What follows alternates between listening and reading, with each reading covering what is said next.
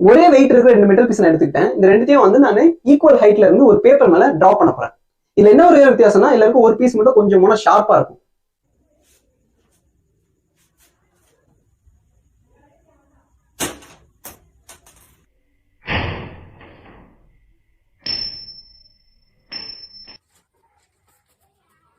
So ஷார்ப்பா இருக்க metal பீஸ்னால இந்த பேப்பர் ஒரு ஓட்டை விழுந்துச்சு. ஆனா மொக்கையா இருக்க பீஸ்னால எதுவுமே நடக்கல. ஓகேங்களா?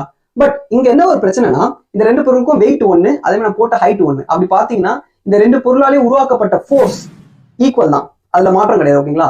ஆனா ஒரே ஃபோர்ஸ் இருக்கிற ரெண்டு பொருள் உருவாக்குன விளைவு வந்து வேற வேற இருக்கு. இதுக்கு காரணம் பாத்தீங்கன்னா அங்கதான் பிரஷர் வருது. என்னதான் ஒரு பொருளுக்கு ஃபோர்ஸ் ஈக்குவலா இருந்தாலும் அந்த ஃபோர்ஸ் எவ்வளவு ஏரியால ஆக்ட் ஆகுதோ அதை நம்ம பிரஷர்னு சொல்லுவோம். அண்ட் மொக்கையா இருக்க அந்த இரும்பு பீஸ்ல ஏரியா ரொம்ப பெருசு ஆக்ட் ஆகுற ஏரியா. சோ அதனால அது வந்து பேப்பரை கிளிக்கல.